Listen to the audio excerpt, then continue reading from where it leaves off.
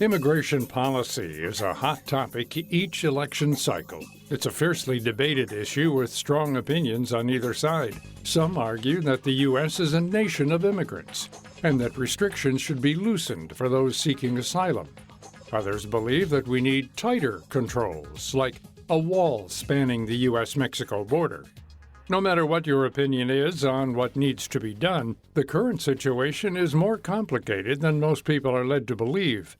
The reality is that there are more than 12 million undocumented people already settled in the United States, most of whom are long-term residents that have lived in the country for more than a decade, according to the Pew Research Center. If we're talking about laws and people breaking the law, you can't argue with the fact that they broke the law. You can argue with the fact, well, what's the solution now that they're here? And one point of view is deport them all. But the thing about if you wanted to put all of them in deportation, they'd get deportation hearings, and you get to make arguments before a judge for release. And to bulk up our society to the point where we would try to deport all 12 million, put all of them in removal proceedings, it's in the billions. That's Richard Haynes, an immigration lawyer that's been practicing for nearly 30 years in the Chicago area. Haynes works with clients that are facing deportation and also helps those trying to navigate the process to get a temporary visa, green card, or permanent citizenship. He says that these immigration policy challenges have spanned several presidencies, yet the U.S. has failed to enact comprehensive reform. This inaction has led to a de facto amnesty that, contrary to the law, allows millions of undocumented immigrants to stay in the U.S. in the shadows. There are deportations and there are proceedings, but it barely scratches the surface. And the question is, would we want to deport the 12 million or most of them? And there's really good arguments to say we don't want to, and we shouldn't. Proponents that say we should allow a path to citizenship for the current 12 million undocumented immigrants argue that the vast majority are law-abiding citizens who fill jobs in entry-level sectors that would otherwise be vacant. The conversations I have with companies, especially in the manufacturing and service sectors, is finding U.S. workers that will show up, and I'm talking at market wages, and motivated, and can pass drug tests. And again, unscientific, but a lot of the conversations I have lead to the conclusion that if they deported all of the 12 million, you would not have so many of the jobs that need to be filled. Again, not saying it's right to do that, but this is just a reality. And I think there are a lot of different ways to approach a solution. The problem is that the political temptation, the political angles are so tempting for the players in politics that the conversations almost always spiral into fear or hate-based conversation. In the 2016 election cycle, President Trump ran on a promise of deporting all of these unauthorized immigrants from the country. But despite this, the reality is that over the past 4 years, the numbers have not significantly changed. There's nothing wrong with saying we should enforce our laws, whatever those laws are. The question is, we still are a nation that's compassionate. We are humane. And I think as important as those things, we're practical. And if we want to spend the billions, and again, this is what our president ran on, which is fine. That's to say we're going to enforce the law. Let me run on that as my platform. But at the same time, we still have 12 million undocumented here, and they're working. And clearly the machine that was sought to be built was not built to round them up. And all the threats of we're going to arrest 1 million next week or round them up, it's a lot of fear. It's a lot of red meat. Those who oppose this eventual path to citizenship argue that it sets a dangerous precedent on immigration.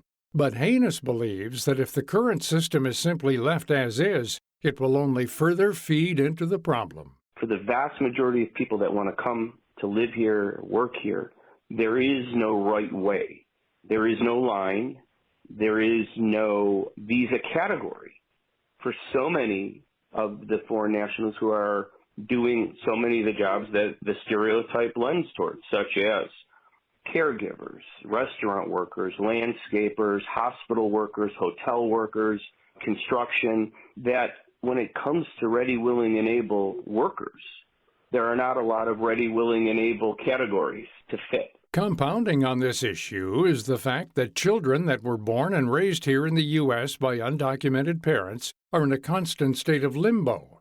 But in 2012, President Obama proposed an immigration policy called Deferred Action for Childhood Arrivals, also known as DACA.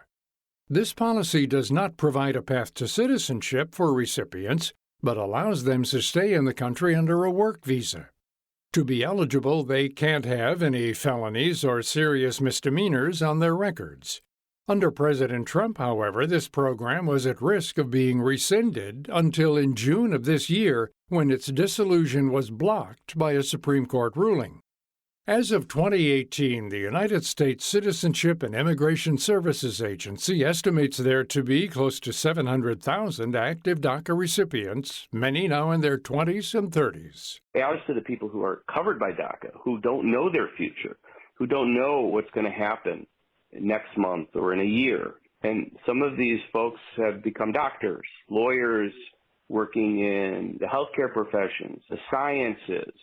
They're artists, they're educators, and they don't know what's going to happen next. And they may not even have a work permit, even though they were brought to this country only through the acts of their parents and have established quite a bright future for themselves, which may be put on hold. As to how do we avoid in the future accumulating another 12 million? Well, I think that's an important question for the legislators to decide on. Between the politics of each shifting administration, the future remains uncertain for these people who have already built a life in the U.S. To learn more about U.S. immigration policies and this issue, visit viewpointsradio.org.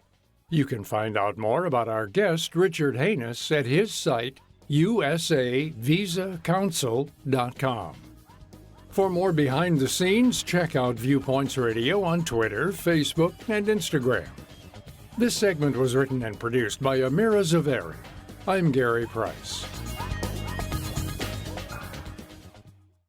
As many as 89% of hospitalized COVID-19 patients are at risk of a complication called cytokine storm, a leading cause of COVID death. But there's good news. Hospitals across the U.S. are enrolling patients in a trial evaluating lemzilumab, a treatment candidate designed specifically to stop this storm, even with only 1 day of treatment. Dr. Cameron Durant, CEO of Humanigen, the company developing lemzilumab. Having a therapeutic that can significantly reduce the time to recovery from COVID-19 and send patients home earlier could dramatically impact the arc of this pandemic. Participating in the study means access to a potential treatment option in addition to standard of care therapies. Trial participant Mark Baranski shares his experience. I don't know if I received lemzilumab or not, but I viewed the trial as doing everything I could for my recovery while contributing to the fight against COVID-19. I certainly encourage others to do the same. To learn more and find this trial near you, visit StopStorm.com. That's StopStorm.com.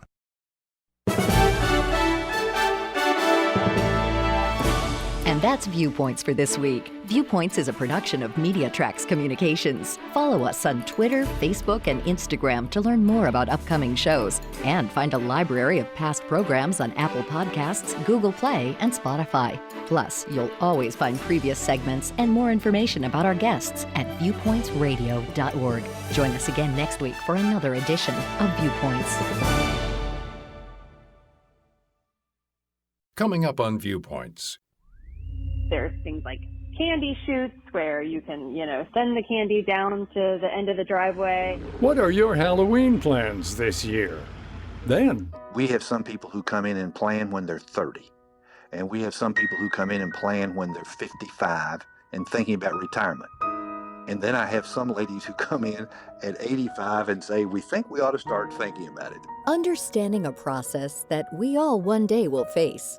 I'm Marty Peterson. And I'm Gary Price. These stories in depth on your public affairs magazine, Viewpoints.